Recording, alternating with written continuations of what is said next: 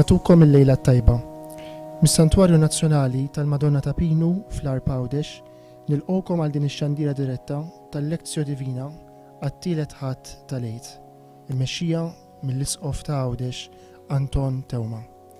Inkomplu nħallu lil Kristu ir-Xoxt idawwalna bil-kelma tiegħu u li jidher mhux biss l-apostli f'dawk il-ġranet ta' wara l-qawmien mill-imwiet, imma lilna wkoll jidrilna u jkellimna permezz tal-aħbar it-tajba illi sejrin nisimgħu tix-xandar il-lejla u l-ispjega tagħha mill-Isqof ta' Għawdex. Għalhekk flimkien mal-kor ejjew nagħtu bidu għal din iċ-ċelebrazzjoni billi nkantaw flimkien l-ewwel innu illi sejrin taraw ukoll fuq l-iskreens tagħkom.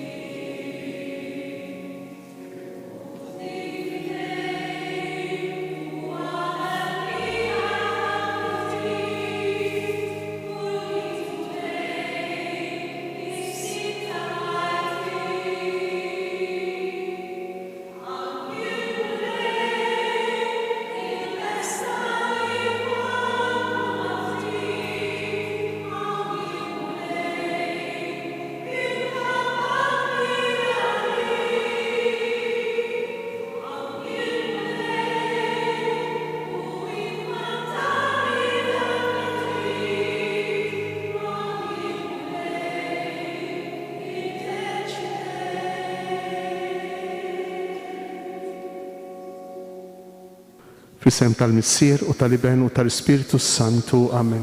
Nitolbu.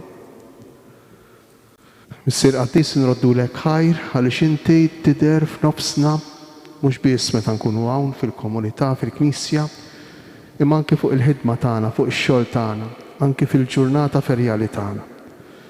Għatina li nimtlew bil-qawwa tiegħek, nimtlew bil-preżenza tiegħek biex ikollna l-paċi li inta tant tixtieq għal kull wieħed u kull waħda minna meta nkunu għaddejjin bil-ġurnata tagħna. Dan kollu nitolbulek bibnek Ġesu Kristu Sidna li huwa Alla u miegħek jgħix fi saltan flimkien mal-Ispiritu Santu għal dejjem ta' dejjem. Amen.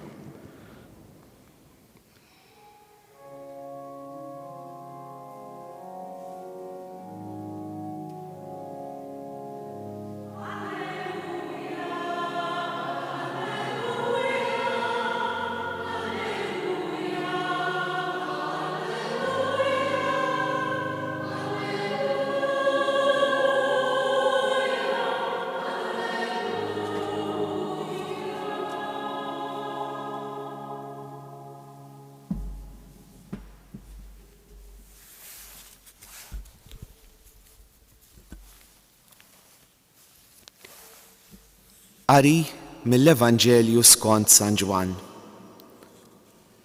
F'dak iż-żmien Ġesu raġa' der lid-dixxiepli ħdejn il-baħar ta' Tiberija. Derilhom hekk Xmun Pietru, Tumas li jgħidulu Tewmi, Natanjel minn Kana tal-Galilea, ulied Żebedew u tnejn oħra mid-dixxiepli tiegħu kienu flimkien. Xmun Pietru qalilhom, sejjer nistat. Qalulu, ħaniġu miegħek aħna wkoll. Marru rikbu d-dgħajsa u dak il-lejl ma qabdu xejn. Filgħodu mas-sebħ Ġesu kien qiegħed ix-xatt. Imma d-dixxiepli ma kinux jafu li kien Ġesu. Ġesu qalilhom, għandkom xtiklu ħbieb? Le, weġbuh.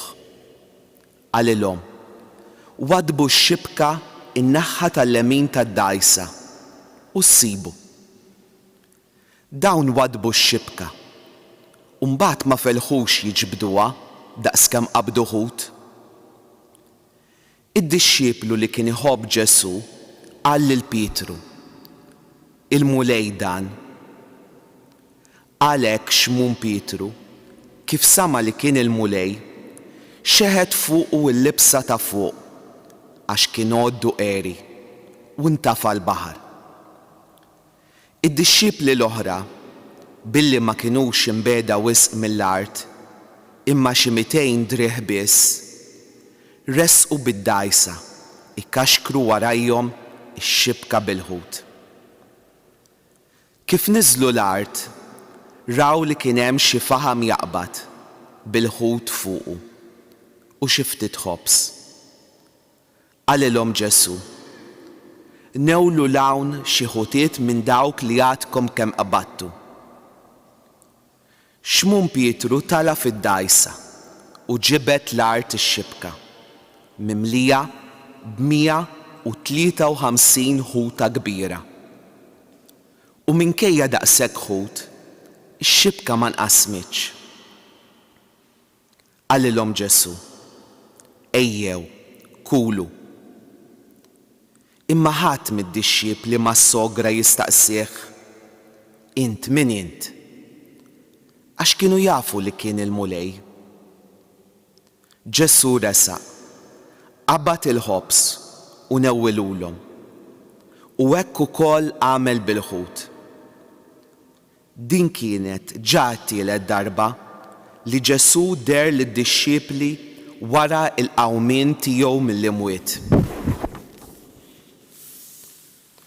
Wara li kielu xi ħaġa, Ġesù qal lil Xmum Pietru: Xmum bin Ġwanni, tħobbni int aktar minn dawn?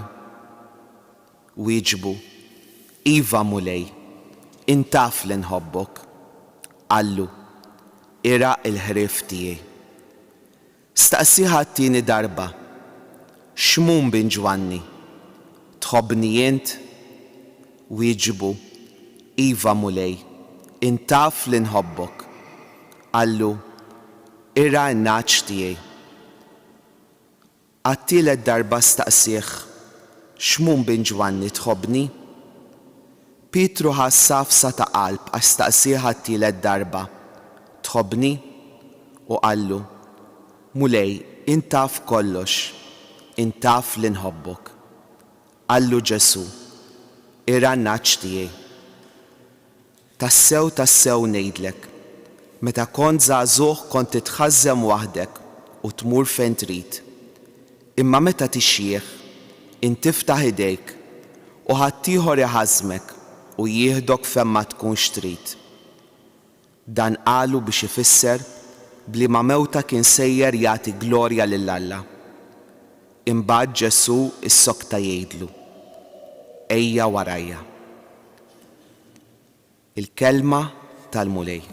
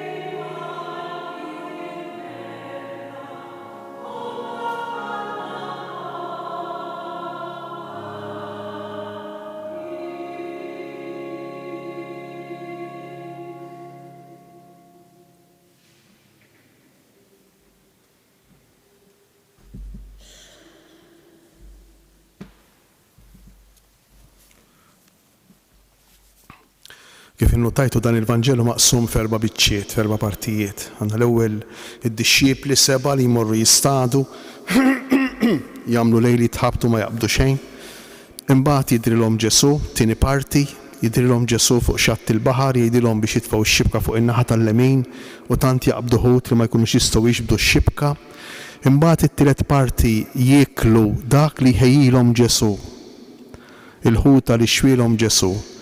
Meta jidħlu, meta jitilgħu lura fuq ix-xatt u r-raba' parti jkollha kemm hi dedikata għal San Pietru.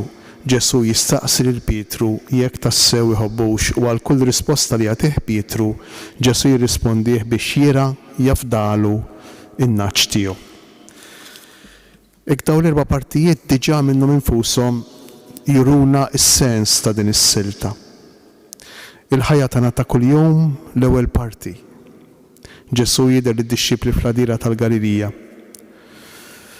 Il-frustrazzjoni għaliex ma jirnexxilniex naslu nagħmlu dak li rridu. Ħafna drabi dak li nixtiequ ma jirnexxix. Dak li nixtiequ ma jseħħx, ma jsirx. It-tieni parti il-laqgħa tagħna mal-persuna ta' Ġesu meta nħalluh ikellimna fuq dak li aħna nkunu għaddejjin minnu. Meta aħna nħalluh jitkellem fuq id-dwejjaq tagħna. Meta d-dawl tiegħu nħalluh idawwa l-idlam tagħna. It-tielet parti meta mbagħad wara li nkunu għamilna esperjenza tal-qawwa tal-kelma tiegħu u bħal Ġwanni ngħidu il-mulej dan, aħna wkoll niġu u niċċelebraw l-Ewkaristija. Naqsmu il-ħobs. Ġesu jagħtina lilu nnifsu, jagħtina l-ħuta x'nieklu. U dan kollu ir-raba' parti. Isaħħaħna u jqawwina fl-imħabba tagħna mal-mulej. Hekk fil-qosor nidħol ftit f'din is-silta biex naraw id-dettalji sbieħ tagħha li jenuna inħossuna parti minn din l-istorja li San Ġwan jirrakkontalna fil-Vanġelu li għadna kif smajna. Ġwan jgħidilna li din id-darba Ġesu jidher fl-għadira ta' Tiberija. Mena ma jidirx iktar Ġesu fiċ-ċenaklu, ma jidirx iktar f'Ġerusalemm, imma jidher fil-ħajja ta' kuljum. Ma ninsewx li l-għadira tal-Galilija kienet il-ħajja ta' kuljum tad-dixxiepli. U dan għalina jfisser ħafna. Aħna nistgħu niltaqgħu ma' Ġesu ħaj mhux biss fil-Knisja, mhux biss meta nitolbu, imma fl-esperjenza tax-xogħol tal-ħidma. Illum huwa l-ewwel ta' Mejju jum il-ħaddiem. Pietru lil dawn id-dixxiepli sħabu jgħidilhom jien sejjer nistat. Interessanti l-mod, anki l-mod delikat ta' kif Pietru jaħdem u jkun animatur tal-ħidma ta' sħabu. Ma jobbligax, ma jgħidilhomx isma' morru waħdmu.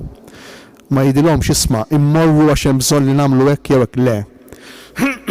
Ma Pietru jagħti u it-testimonjanza, jagħti u xhieda, jagħti u l-eżempju jien sejjer nistat. U jmorru miegħu 6 oħra u jirrakkuntalna l-Vanġelu min kienu. Kienu 5 li nafu isimhom u 2 oħra li jżidhom San Ġwan mingħajr isem ma nafux min kienu imma biex jaqqat in-numru 7. Jgħidilna kien hemm Pietru, kien hemm Tumas, kien hemm Natanjel, kien hemm 2 l-ulied ta' Zebedew u 2 oħra illi ma nafux min kienu. San Ġwan żgur li jrid jinkludi lilu lilek. In-numru 7 mhux qiegħed impoġġi hemm għal xejn. Anzi, in-numru 7 juri kompletezza. Allura dak li se jiġri lil dawn is-7 jiġri lil kull bniedem iseħħ lilu lilek. Fil-fatt, jekk nieqfu nirriflettu fuq il-mod ta' kif Ġwanni jippreżenta din id-dera jgħid derilhom hekk. Bħalli kieku millum il-qudiem Ġesu fl-għadira tal-Galilija jidher hekk. Ġesu fil-ħidma tagħna, fix-xogħol tagħna jidher b'dan il-mod. Kważi kważi qed jgħidilna San Ġwan jekk irridu niltaqgħu ma' Ġesu fil-ħidma tax-xogħol tagħna ta' kuljum, irridu niltaqgħu miegħu b'dan il-mod kif iltaqgħu miegħu dawn id-dixxiepli. Imma x'jiġri? Dawn id-dixxiepli marru weħidhom fid-dlam jistadu fuq il-baħar dejjem fl-iskrittura u sinjal tal-inċertezza għadu sal-lum anki jekk għalina jfisser il-baħar inċertezza. Fl-iskrittura l-baħar u sinjal tal-mewt, imorru fuq il-baħar jistadu, imorru fuq il-baħar biex jaqilgħu xieklu, imma wkoll biex ikomplu dak li qabbadhom Ġesu. Ma ninsewx li Ġesu fil-bidu tal-Vanġelu, Ġesu lid-dixxipli tiegħu isejħilhom biex jagħmilhom sajjieda tal-bnedmin, sajjieda kif kienu qabel imma tal-bnedmin, jiġifieri jgħinu lin-nies joħorġu mill-baħar, fi kliem ieħor jgħinu lin-nies joħorġu minn ħalq il-mewt, jgħinu lin-nies ikollhom fihom it-tama tal-fidi, it-tama tal-irxoxt, il-ħajja l-ġdida ta' Ġesu. U Evanġelu li sejurina li Ġesu ġie biex jagħtina ħajja ġdida, ħajja differenti minn dik li aħna ngħixu fil-ġurnata tagħna ta' kuljum. Dan li jgħod għal dawk id-dixxipli jgħod għal kull wieħed u kull waħda minna il-lejla. Huma li qegħdin fid-dlam tagħhom, fil-lejl tagħhom fuq il-baħar, jixbħu lilna fid-dlam tagħna, fil-lejl tagħna, fuq il-baħar tagħna, fl-inċertezzi tagħna li nippruvaw naffrontaw kull ġurnata u inkampaw kemm ma nerqux, mhux hekk ngħidu kif int, kemm ma nereqx, inżomm fil-wiċċ.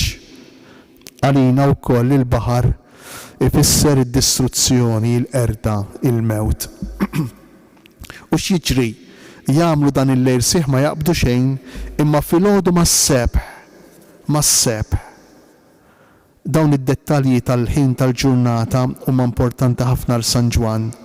Filgħodu mas-sebħ mela f'kuntrast mal-lejl u d-dlam, f'kuntrast mal-baħar, filgħodu mas-sebħ hemm Ġesu li issa mhux fil-baħar imma f'xatt il-baħar. Ġesu jinsab fis-sod, f'post sod, jinsab fil-post tas-salvazzjoni, fil-post tal-ħelsien.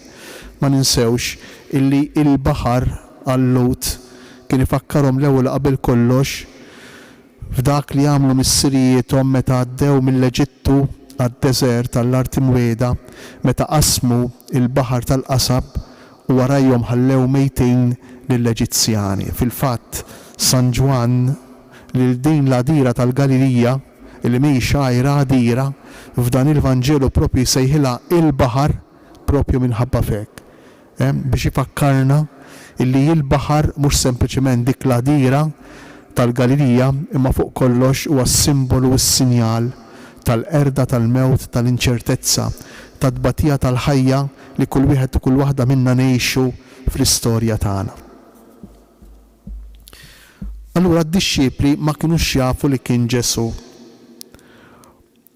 U dan jistaqsihom għandhom x'jieklu.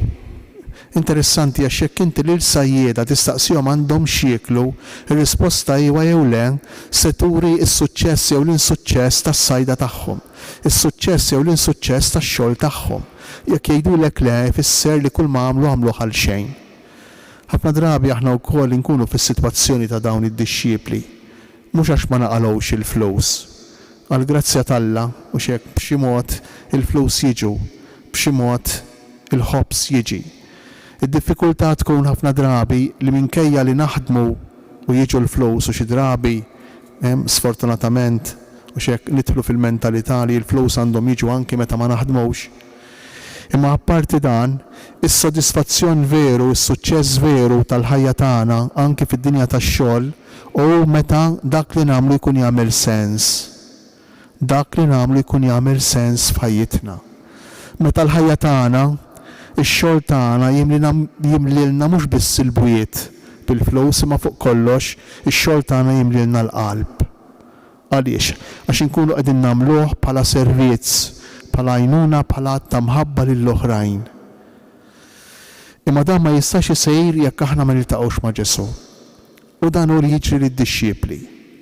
Ġesu jitlobhom lid-dixxiepli wadbu x-xibka in-naħa tal-lemin. Interessanti għax meta fix-xogħol tiegħek tobdi mhux bil-fors li min qiegħed imexxejk, lil min jikmandak anke dik importanti. Imma meta x-xogħol tiegħek ma jkunx sempliċement sodisfazzjon personali, meta x-xogħol tiegħek ma jkunx sempliċement xi ħaġa li tfittex int għalik innifsek biex tirrealizza lilek innifsek, imma x-xogħol tiegħek ikun att ta' ubbidjenza jew fi kliem ieħor ikun attenzjoni għal persuni oħra, din tfisser att ta' ubidjenza m'hemmx għalfejn ikollok kmand jew ordni kull darba u inti tobdih. Imma meta x-xogħol tiegħek ikun att ta' ubidjenza jew fi kliem ieħor tkun attent għal bżonnijiet ta' ħaddieħor u mhux tiegħek, mhux għas-sodisfazzjon tiegħek u tipprova taqdih lil ħaddieħor kif jagħmel Ġesu, kif jitlob Ġesu, allura x-xogħol tiegħek verament jibda jagħmel sens u jimlilek il-qalbek. Ma jibqax sempliċement xi ħaġa tiegħek, ma jibqax xi ħaġa li inti tittamel bħala dover, bħala dmir u tispiċċa pejs li inti tiġġor biex imbagħad ikollok il-paga, biex imbagħad ikollok il-flus. U allura din it-tifsira profonda ta' wadbu ix-xbiek tagħkom in-naħħa tal-lemin titturina li fix-xogħol tagħna aħna ma nistgħux infittxu biss dak li bih aħna nirrealizzaw lilna nfusna, dak li għamilna kuntenti. Imma rridu nfittxu fuq kollox, li nkunu ta' servizz, li nkunu ta' qadi għal ħaddieħor. U dawk wadbu x-xibka u hekk iwa, hekk ix-xogħol jibda jagħmel sens, u mhux biss jagħmel sens, imma jħalli ħafna frott. U tant qabdu fuq ħut li ma felħux itellgħu x-xibka mill-baħar. Interessanti għax hekk kif il-kelma ta' Alla, l-kelma li jgħid Ġesu tħalli l-frott, tħalli l-effett, hekk kif ix-xogħol tagħhom isir servizz, kif jitlob il-mulej Ġesu u jħalli l-frott mill-ewwel xi ħadd minnhom jinduna iwa dak il-mulej. Il-mulej dan jgħid Ġwanni. U hawnhekk għandna riflessjoni interessanti li tajjeb li nkunu konxi ħafna minnha li nindunaw bija. Aħna l-mulej nobduh, u xek ħafna drabi nobduh batta fiduċja, nobduh briskju. Ikun diffiċli għalina li nafdaw fih 100% mill-ewwel, imma meta tobdi u kif tobdi tara li dik l-obbedjenza ħallet il-frott, li dak li inti obdej, dak li inti għamilt, fil-fatt twettaq, fil-fatt seħ, allura jien tikkonferma u tgħid iwa mela dan il-mulej, mela dan veru l-mulej. Interessanti għax ħafna drabi aħna nimmaġinaw li huma l-ħsibijiet tagħna, l-ispirazzjonijiet tagħna, dak li jiġi minn ġewwa ħafna drabi, illi jgħidilna x'għandna nagħmlu u spiss dak kif ixkilna għax inkunu sempliċement qegħdin infittxu biex nirrispondu għall mistoqsijiet tagħna. Imma meta aħna nisimgħu il-barra minn barra, il-kelma ta' Alla minn barra, il-karba ta' ħija minn barra, hemmhekk verament hemm dak l-att ta' ubbidjenza illi meta jien inwettqu iħalli l-frott kemm f'qalbi għax ix-xogħol li nagħmel jagħmel sens kif ukoll f'ħaddieħor iħalli l-frott fil-persuni li niltaqa' magħhom. U jkompli l-Vanġelu x'mun Pietru kif jisma' li kien il-mulej jaqbes il-baħar. Imma x'jagħmel qabel jaqbes il-baħar jilbes il-libsa. Affarijiet tal-imġienen mhux is-soltu nagħmlu hekk, is-soltu meta niġu biex naqbżu l-baħar inneħħu l-libsa mhux nilbsuha. Imma ta' min jiftakar hawnhekk f'diversi affarijiet fuq kollox, jiftakar f'kapitlu 13 għax għandna propju l-istess verb użat minn Ġwanni li jiddeskrivi lil Ġesu li jorbot ma' qaddu l-fardal. Ma ninsewx li qegħdin nitkellmu fuq is-servizz.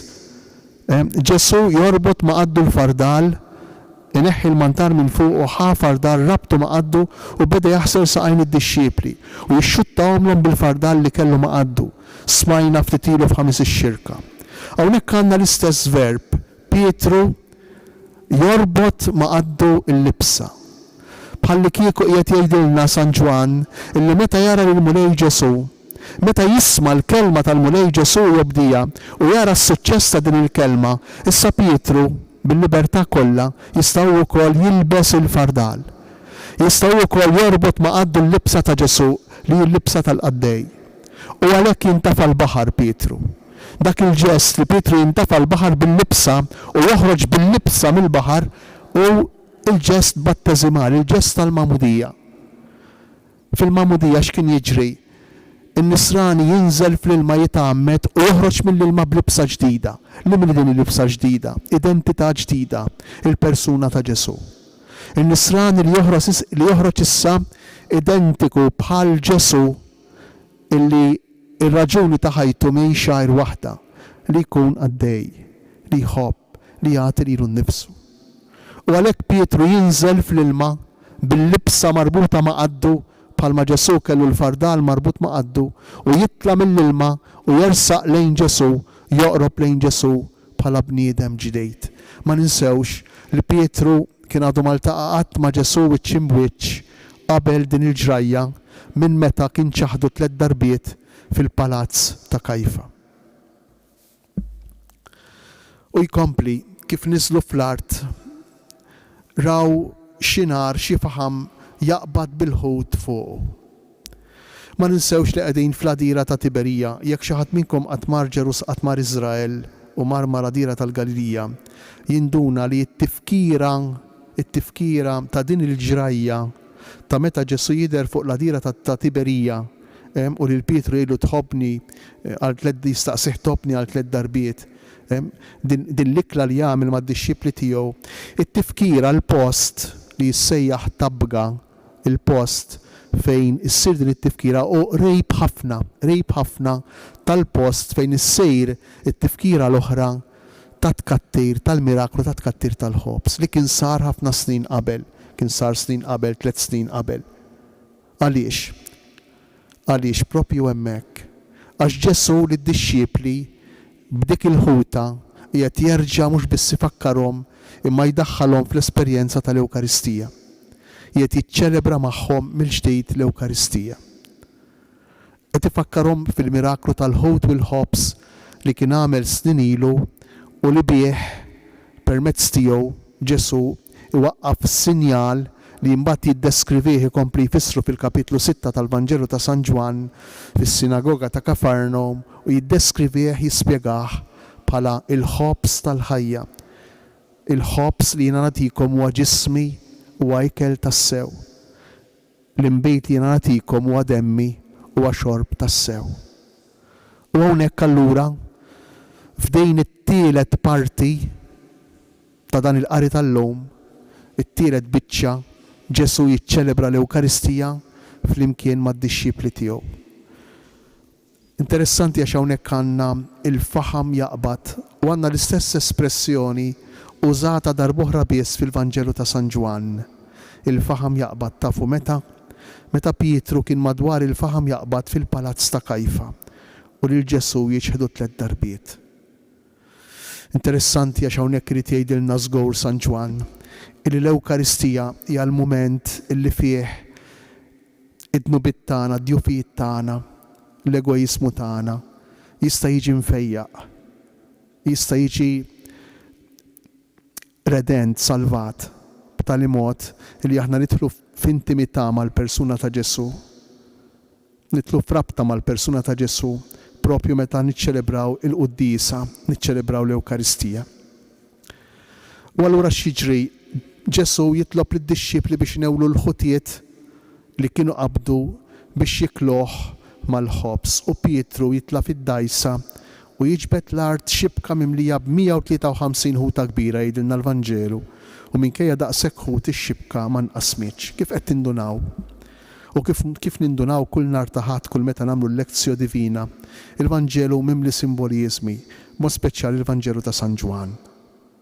Jekk aħna naqraw hekk kif inhu l-Vanġelu, mhux dejjem nifhmu is-sustanza dak li verament irid jgħidilna. Nifhmu mela ma nifhmux.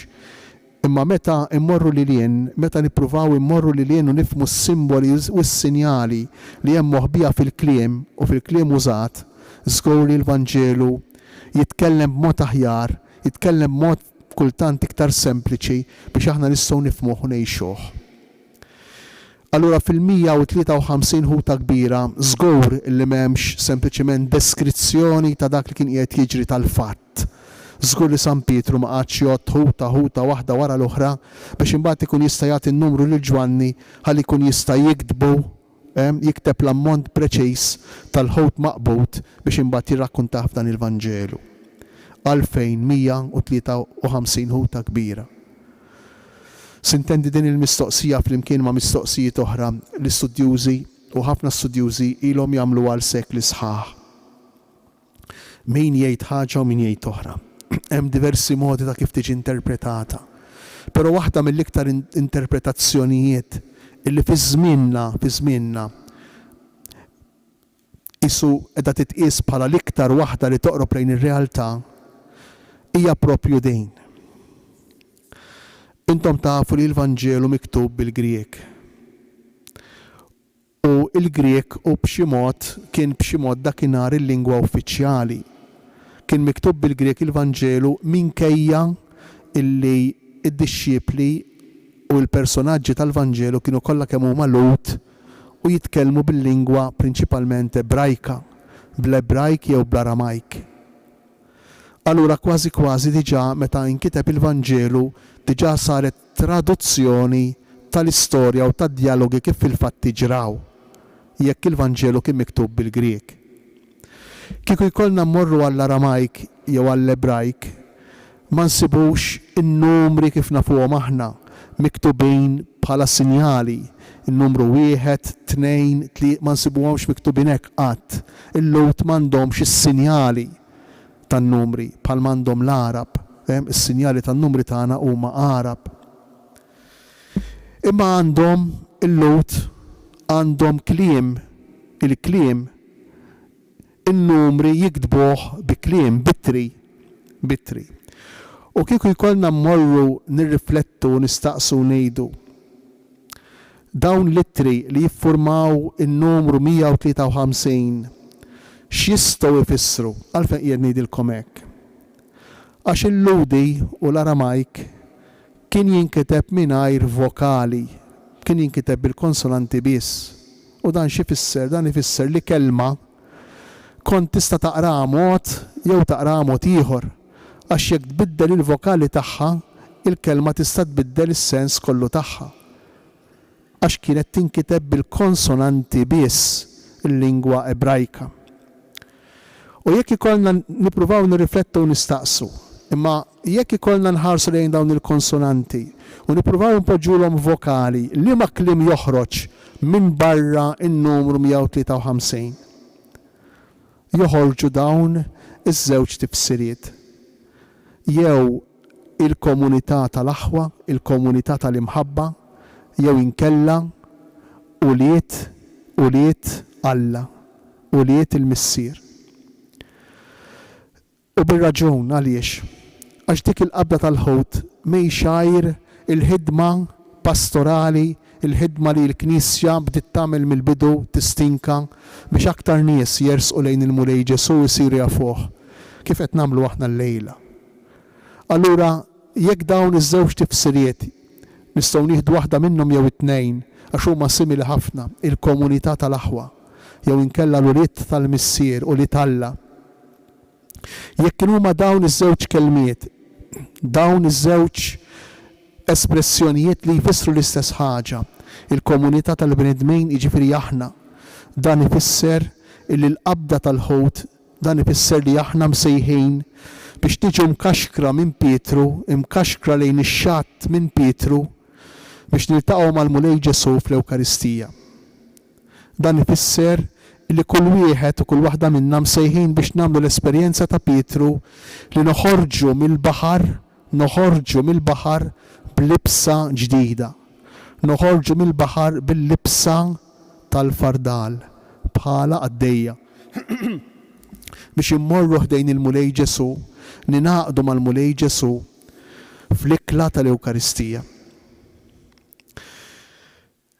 L-aħħar parti, raba parti, huwa dialogu sabiħ, ċar, qasir bejn Pietru u Ġesu.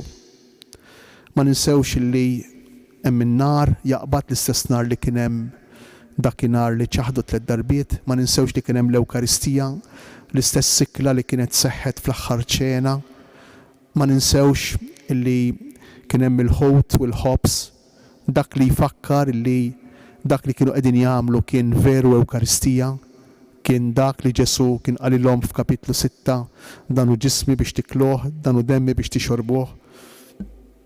U ma ninsewx ukoll li Pietru ftit qabel fil-ġranet tal-mewt tad-tbatija u l-mewt ta' Ġesu, li Ġesu kien qallu b'mod ċar anki jekk kulħadd jitilqek jiena ma nħallejkx. U saħansitra kien qallu jien lest li nagħti ħajti għalik. Qalilu kemm il-darba din lil Ġesu, jien lest li nagħti ħajti għalik. Pietru kellu rasu mimlija li se jagħmel xi ħaġa għal Ġesu. Pietru miskejn kien iħoss illi hu kellu jkun is-salvatur ta' Ġesu. Hu kellu jagħmel xi ħaġa biex isalva d-dinja biex jgħin lil Ġesu. Imma nduna li waħdu ma kienx kapaċi. Induna li l-arja marritlu kollha kemm hi quddiem daqsxejn ta' tfajla li qaltlu int kont wieħed minnhom. Induna allura li mhux tal-li ma kienx xhur li se jisalva lil Ġesu, imma tal-li kellu bżonn min isalva lilu.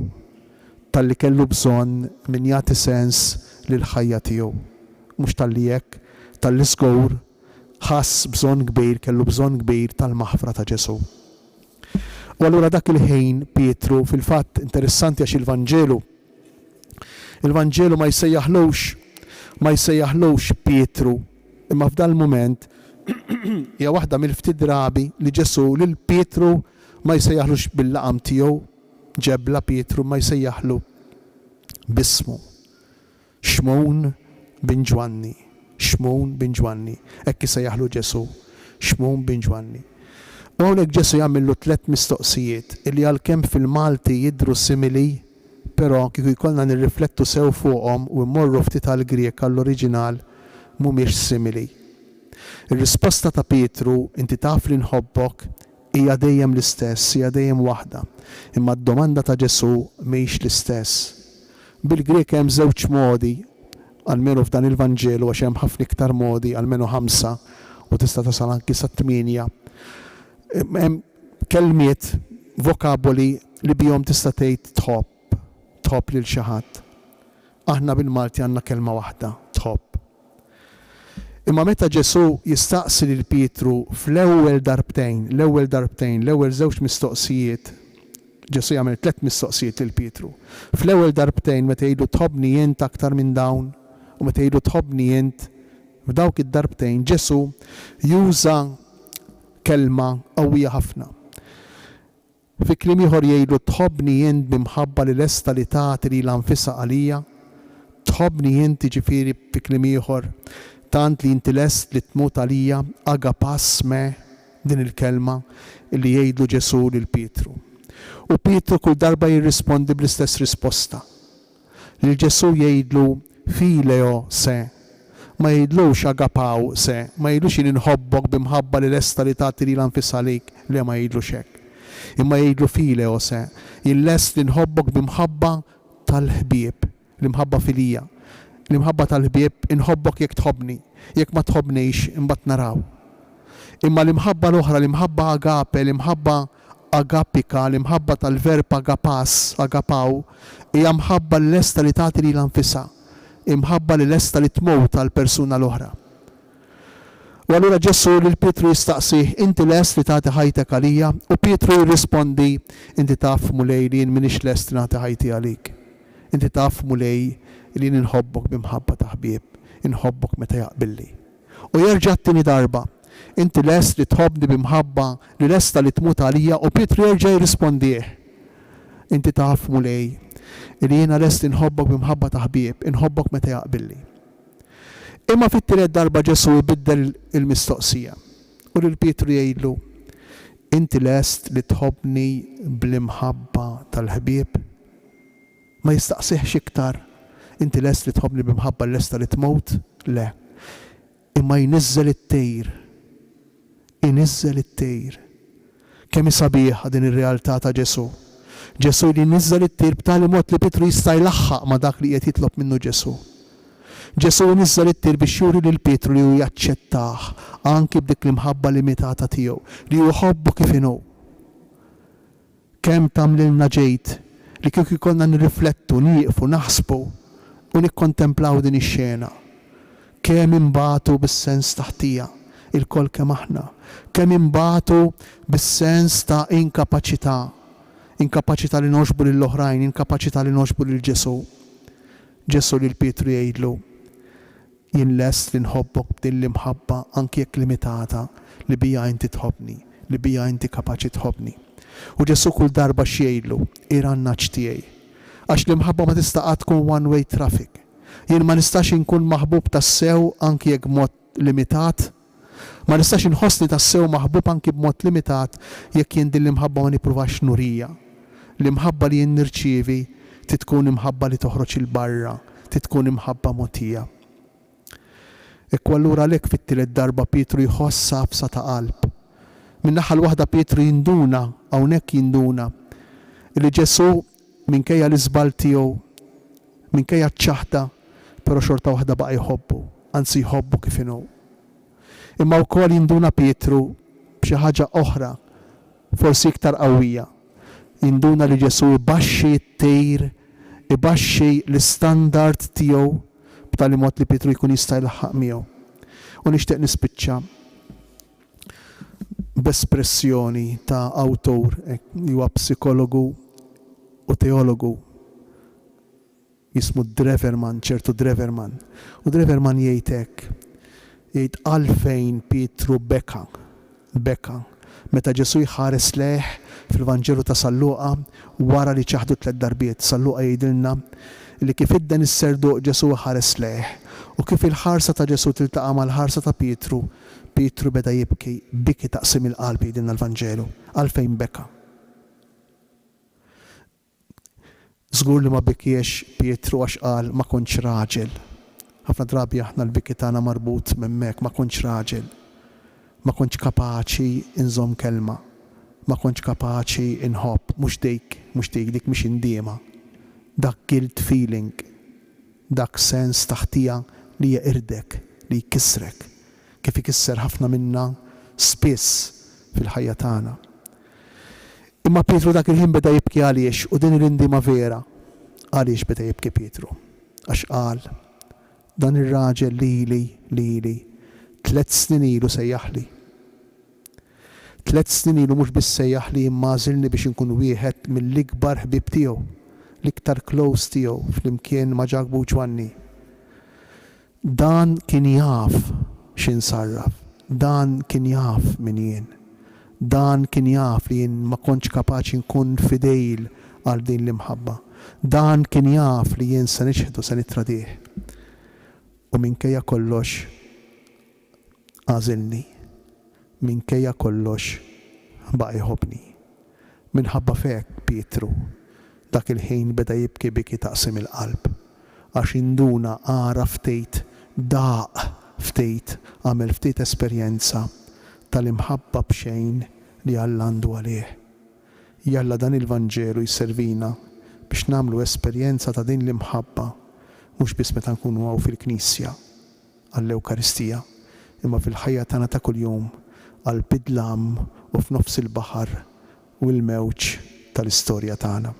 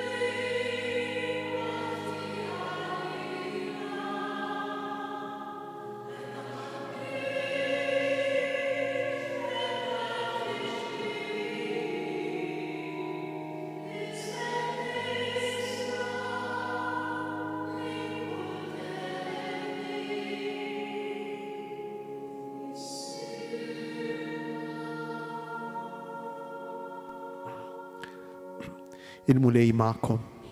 Iberikkom, iħariskom Alla li jista' kollox, il-Missier, l-Iben u l-Ispirtu Santu. Amen.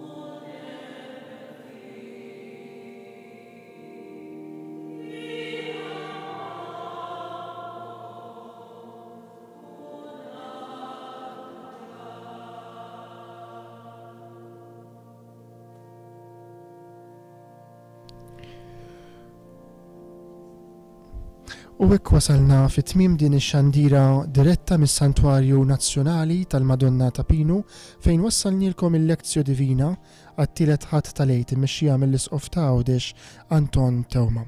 Infakrukom li issa il-Lezzjo Divina li jmiss tkun nhar il-ħadd li ġej ir-raba' ħadd tal-għid li huwa wkoll il-ħadd tal-vokazzjonijiet għalhekk ejjew ukoll nitolbu matul ibda minn din il-ġimgħa stess għal aktar vokazzjonijiet fil-Knisja.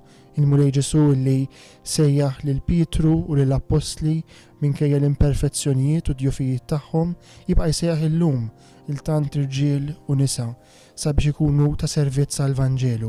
Nitolbu għaqdusija tas-saċerdoti tagħna, tar-reliġjużi, ta' persuni ta' ħajja ikkonsagrata.